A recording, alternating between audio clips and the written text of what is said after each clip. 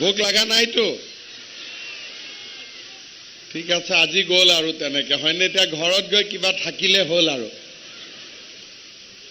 তথাপিতো ভাত নহলে লগালগি হলোতো হয় নহয় সকলোকে নমস্কাৰ আৰু অহাবাৰৰ পৰা আমি মিটিঙত ভাত খাই আহিব লাগিব ঠিক আছে নহলে মিটিংটো খেলিমেলি হৈ যাব বাকি সকলো ভালে আছে একদম ভাল নহয় জানো শ্ৰদ্ধাৰ ৰাইজ আমাৰ মাজত উপস্থিত উৎপল বৰা ডাঙৰীয়া আমাৰ অতিথি হিচাপে আমাৰ মাজত আজি উপস্থিত আছে সাংসদ প্ৰদান বৰুৱা ডাঙৰীয়া ঢকুৱাখানাৰ বিধায়ক নৱ দলে ডাঙৰীয়া আমাৰ সকলোৰে শ্ৰদ্ধাৰ বিহালীৰ বিধায়ক ৰঞ্জিত দত্ত ডাঙৰীয়া পৰেশ বৰকাকতি ডাঙৰীয়া আমাৰ দিগন্ত ঘাটুৱাৰ ডাঙৰীয়া অতুল বৰা ডাঙৰীয়া শশাংক বৰদেউৰী ডাঙৰীয়া অনন্ত বৰা ডাঙৰীয়া জিলা আয়ুক্ত মহোদয়া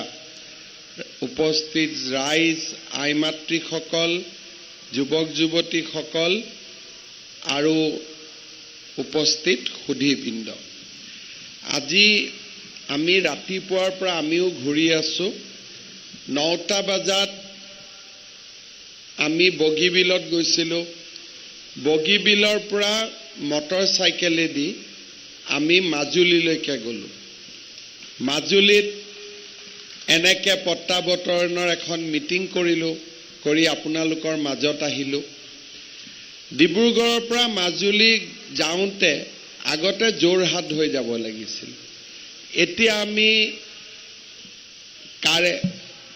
কাৰেঙৰ পৰা অৰ্থাৎ বগীবিল দলঙৰ তলৰ পৰা মাজুলীলৈ মথাউৰিৰ ওপৰত ইমান ধুনীয়া পকা ৰাস্তা এটা বনাই দিলো যে ডিব্ৰুগড়ৰ পৰা এতিয়া 1.5 ঘণ্টাত আমি মাজুলী গৈ পাব পাৰো আৰু আজি মই নিজে গৈ চাই আহিলো গহপুৰতো আমি মথাউৰিৰ ওপৰত পকি ৰাস্তা বনাইছো গোটেই অসমতে বনাইছো আৰু বহুত মানুহ উপকৃত হৈছে যোৱা কেইদিনমান ধৰি আমি সমগ্ৰ অসমতে মিছন বসুন্ধৰা 2 আঁচনিৰ অধীনত উপকৃত হোৱা ৰাইজক মাটিৰ পট্টা বিতৰণ কৰিছো যিকেইটা সমষ্টিত বহু সংখ্যক লোক উপকৃত হৈছে তাত মন্ত্ৰীসকল বা মই নিজে গৈ আমি পট্টা বিতৰণ কৰিছো আজি আমি গহপুৰত উপস্থিত আছো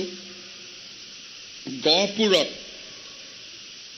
আজি প্ৰায় 8,000তকৈও অধিক লোকে ক'ব গ'লে 7,409 গৰাকী লোকে ইয়াত পট্টা পাব আৰু গহপুৰ সমষ্টিৰে নতুনকৈ বিহালীলৈ যোৱা খণ্ডটোত 982 গৰাকীয়ে ইতিমধ্যে পট্টা পাইছে আৰু বিশ্বনাথ জিলাত 17,072টা পট্টা আমি দিব পাৰিম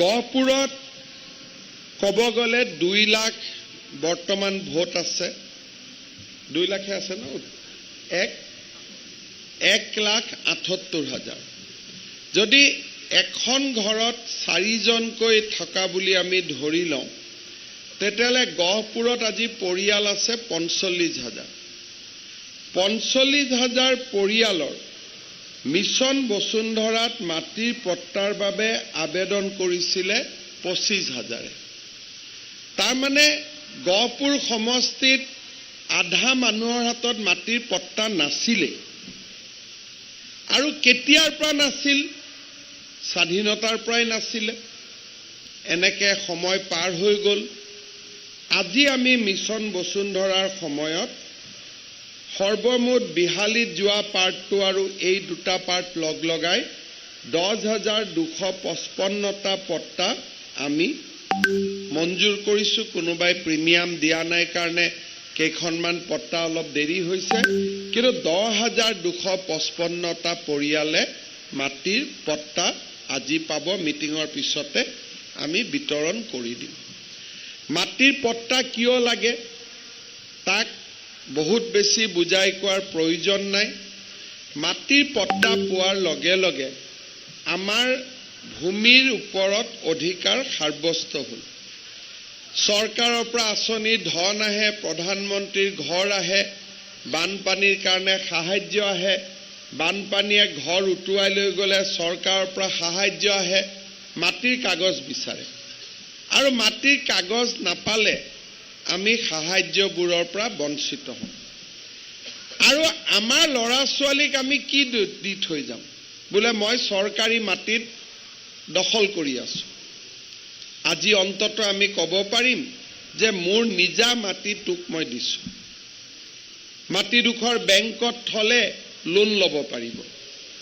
দখলী মাটি বিক্ৰী কৰিলে কোনো দাম নাথাকে। ম্যাদী পট্টাৰ মাটি বিক্ৰী কৰিলে অন্তত মাটিৰ আমি প্ৰকৃত মূল্য পাম।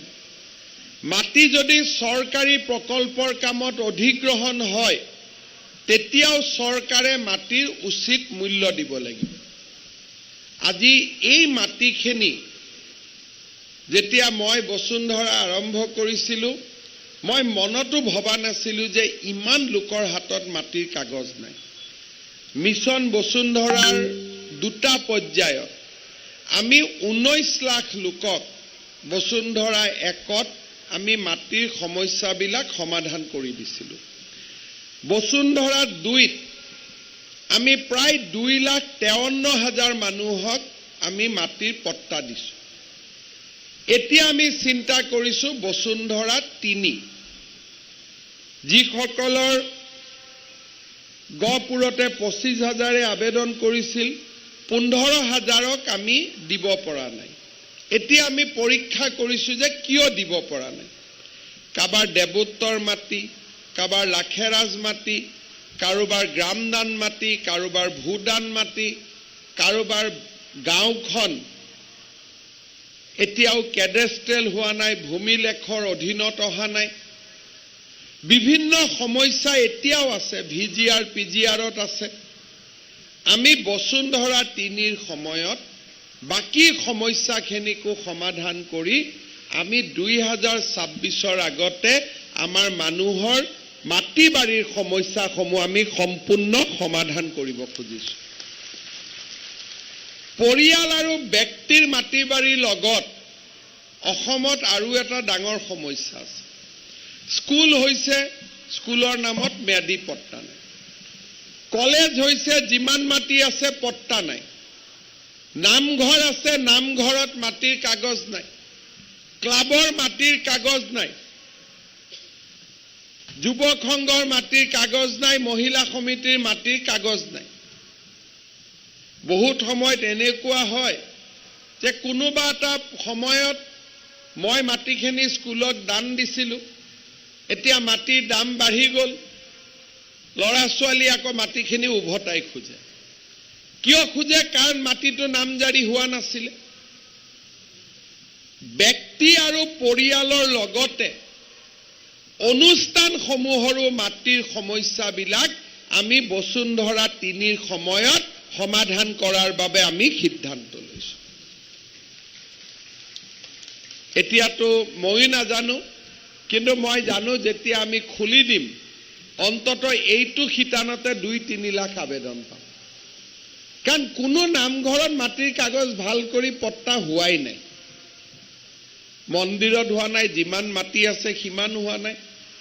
আকৌ ওলোটাও আছে যে মন্দিৰৰ মাটিত বহুত দিনৰ পৰা নামঘৰৰ মাটিত বহি আছো কাৰণে আমাৰ মাটিৰ কাগজো হোৱা নাই। অসমৰ মানুহে যাতে কোনো সমস্যা ভোগ কৰিব নালাগে তাৰ বাবে আমাৰ চৰকাৰখনে আপ্ৰাণ প্ৰচেষ্টা কৰিছে। আজি আপোনালোকে দেখা পাব যে মিছন বসুন্ধৰাৰ আগতে আমাৰ অসমত ভূমিৰ সমস্যা কোনো চৰকাৰে হাতত লোৱা নাছিল। আজি আমি তাক সাহস কৰিলোঁ, এটা পৰ্যায়লৈকে লৈ আহিলোঁ। অকল মিছন বসুন্ধৰাই যে এইটো তেনেকুৱা এই কথাটো নহয়। চৰকাৰখনৰ 2 বছৰ 8 মাহ হৈছে। 8 মাহ কোভিডৰ লগত গ'ল। যোৱা 2টা বছৰত আমি অসমখনৰ বহুবিলাক সমস্যা সমাধান কৰি মানুহৰ মাজত আস্থা আৰু বিশ্বাসৰ এটা নতুন পৰিৱেশ সৃষ্টি কৰিবলৈ সক্ষম হৈছো। কোনেও চিন্তা কৰা নাছিল যে লাচিত বৰফুকনক বিশ্বৰ মানচিত্ৰত প্ৰতিষ্ঠা কৰিব লাগে। আমাৰ গাঁও আমাৰ চহৰতে তেওঁৰ জন্ম জয়ন্তীত মালা শ্ৰদ্ধাঞ্জলি দি আমি থৈ দিছিল। মাৰাঠাসকলে শিৱাজীক কলৈকে লৈ গ'ল আমি অসমীয়াই কেতিয়াও কল্পনাই কৰা নাছিল। আজি অন্তত আমাৰ চৰকাৰখনৰ প্ৰচেষ্টাত লাচিত বৰফুকনৰ বিষয়ে অসমৰ বাহিৰতো ভাৰততো মানুহে জনা হ'ল। আজি অসমৰ বাপতি খাহুন বহাগ বিহু আজি বিশ্বৰ দৰবাৰত আমি থিয় কৰাব পাৰিম। বিহুৰ বিহুৱতীৰ নাচোনে আজি ভাৰতৰ মানুহৰ মানসপট অধিকাৰ কৰিব পাৰিম। অমৃত বৃক্ষ আন্দোলন, খেল মহাৰণ, সাংস্কৃতিক মহাসংগ্ৰাম আদিয়ে মানুহক হৃদয়ৰ ওচৰলৈ হৃদয় কাষ চপাই লৈ গ'ল। অসম দৰ্শন আঁচনিৰ জৰিয়তে গাঁৱে ভূঞে নামঘৰসমূহলৈ প্ৰথমবাৰৰ বাবে আজি চৰকাৰৰ অনুদান লাভ কৰিল। গহপুৰৰ মা কল্যাণী মন্দিৰৰ নতুন ৰূপে আমাক মনত পেলাই দিয়ে আমাৰ কি ধৰণে আমাৰ মাজত আধ্যাত্মিক জনজাগৰণ এটা আমাৰ চৰকাৰখনৰ প্ৰচেষ্টাত সৃষ্টি হৈছে। শ্ৰদ্ধাৰ ৰাইজ, ভাৰতৰ স্বাধীনতা সংগ্ৰামত কনকলতা বৰুৱাৰ আত্মদান, আত্মবলিদান এক নজিৰবিহীন ঘটনা আছিল। মই মুখ্যমন্ত্ৰী হলো অসমত ৭৫ বছৰৰ পিছত স্বাধীনতা। 15 নম্বৰত মই মুখ্যমন্ত্ৰী হৈছো। কোনেও কল্পনা কৰা নাছিল যে কনকলতা বৰুৱাক আমি ভাৰতৰ মানসপটত প্ৰতিষ্ঠা কৰিব লাগে। আজি মই গৌৰৱ অনুভৱ কৰোঁ যে গহপুৰৰ এই পবিত্ৰ ভূমিত মই যি ধৰণে কথা দি গৈছিলোঁ যে কনকলতা বৰুৱাৰ নামত আমি বিশ্ববিদ্যালয় প্ৰতিষ্ঠা কৰিম, আজি অসম বিধানসভাত সেই বিশ্ববিদ্যালয়ৰ আইন মঞ্জুৰি হ'ল। আৰু পৰ্যায়ক্ৰমে আমি অহা কেইটামান দিনৰ ভিতৰতে গহপুৰত আমি মাটি বাৰীও নিৰ্বাচন কৰিম আৰু কনকলতা বৰুৱা বিশ্ববিদ্যালয় নিৰ্মাণৰ কাম আৰম্ভও হ'ব। যেতিয়া মই ঘোষণা কৰোঁ যে গহপুৰ আৰু নুমলীগড়ৰ মাজত ব্ৰহ্মপুত্ৰৰ মাজেদি টানেল হ'ব, গাড়ী যাব পাৰিব, বহুতে মোক বিশ্বাস নকৰে।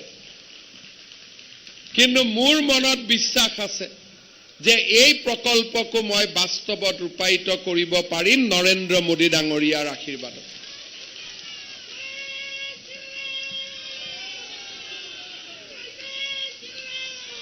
শ্ৰদ্ধাৰ ৰাইজ, যেতিয়া আমাৰ চৰকাৰ প্ৰতিষ্ঠা হৈছিল, নিৰ্বাচনৰ সময়ত মই কৈছিলোঁ যে 1 লাখ ল'ৰা ছোৱালীক আমি চৰকাৰী চাকৰি দিম।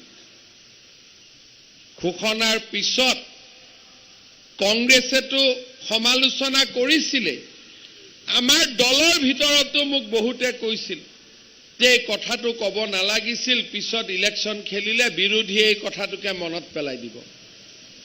মই বোলো বিৰোধীয়ে এইটো মনত পেলাব সাহসো নকৰে, কাৰণ 1 লাখ চাকৰি মই দিহে এৰিম। আজি বিৰোধীয়ে কথাটো নকয়েই।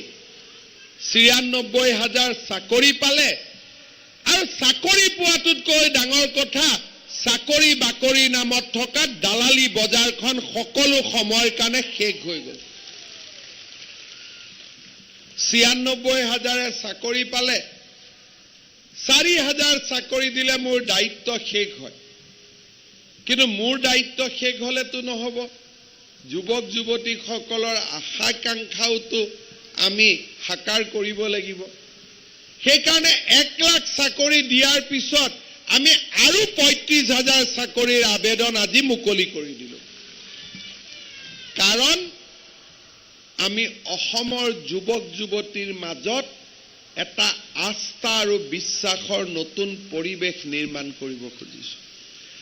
আমি যেতিয়া অৰুণোদয় আঁচনিৰ কথা কৈছিলোঁ, তেতিয়া বিৰোধী পক্ষই কৈছিলে যে ইলেকশ্যনৰ আগত এইটো ভোটৰ কাৰণে টোপ দিছে। আমি সংকীৰ্ণ ৰাজনীতি নকৰোঁ।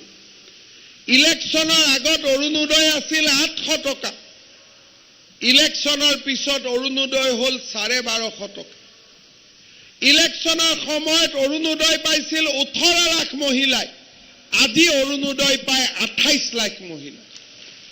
সৰুকৈ ৰোৱা গছপুলি এটা আজি বটবৃক্ষত পৰিণত হ'ল।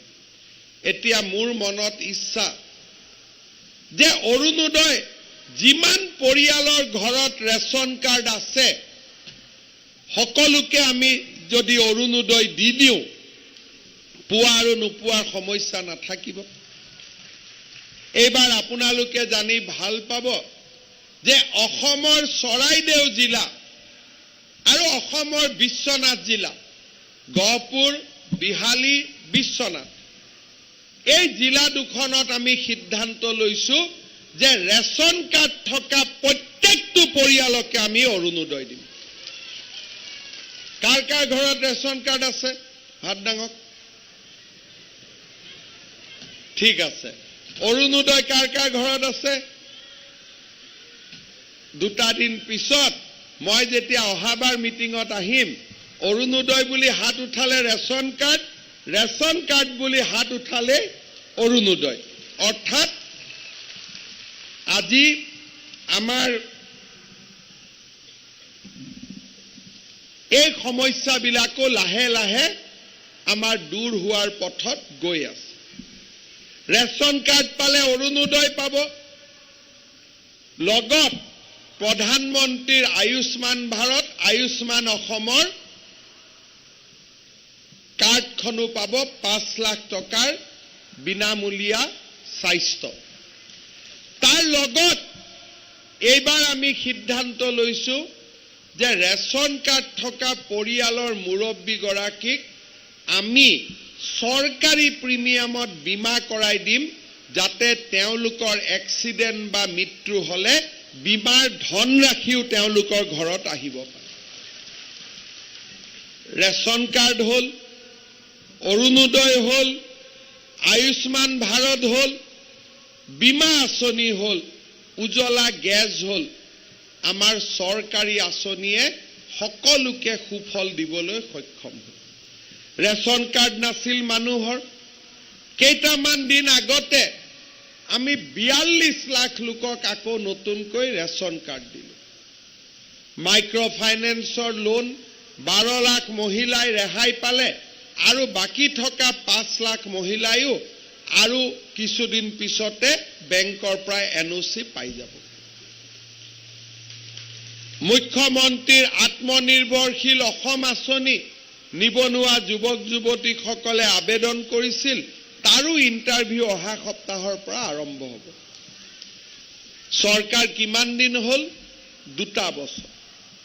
2 বছৰৰ ভিতৰত অসম মালাৰ ৰাস্তা হ'ল। অসমত 23খন মেডিকেল কলেজৰ কাম আৰম্ভ হ'ল, 13খন সম্পূৰ্ণ হ'ল।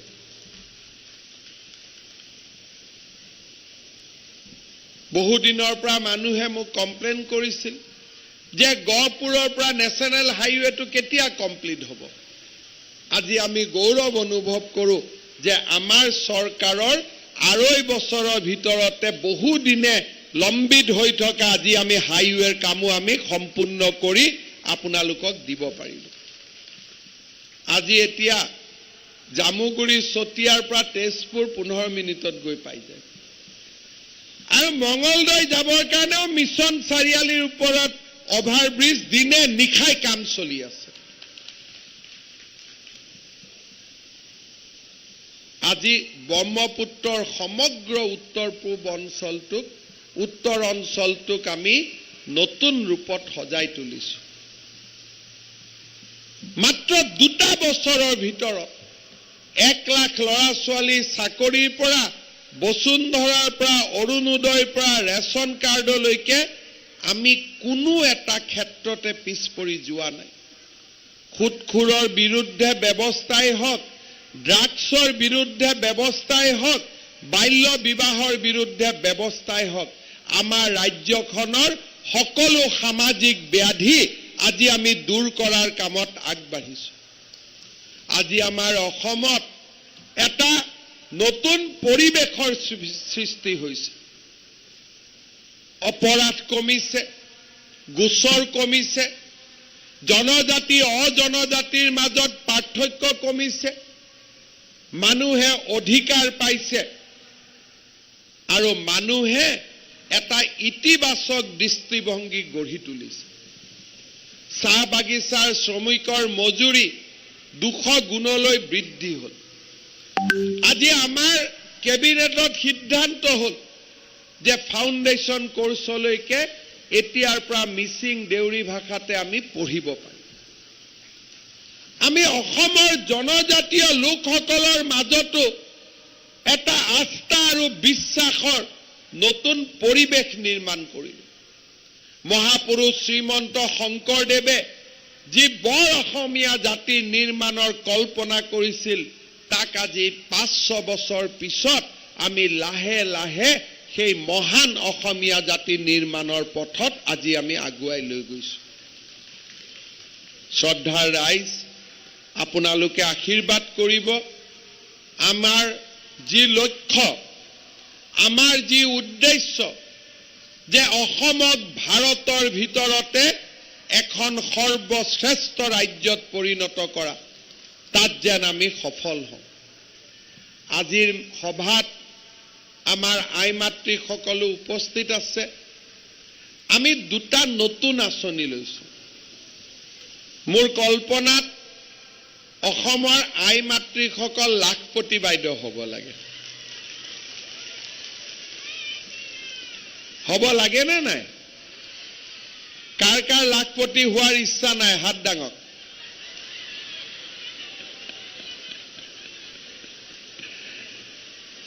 আৰু কাৰ কাৰ হ'বৰ ইচ্ছা আছে? হাত দাঙক। ঠিক আছে। লাখপতি মই টকা দি নবনাও, আপোনালোকে পৰিশ্ৰমেদি বনিব লাগিব। ফৰ্ম ফিল আপ হৈ গ'ল। 2, 3, 4, 5, 6 এইকেইদিনত আমি আপোনালোকৰ মহিলা উদ্যমিতা আঁচনি, আত্মসহায়ক গোটৰ কাৰণে আমি যি দিছিলো, সেইখিনি আমি উভতাই ল'ম। আৰু গহপুৰৰ টাউনৰ মহিলাখিনিৰ কাৰণেও আমি ফৰ্ম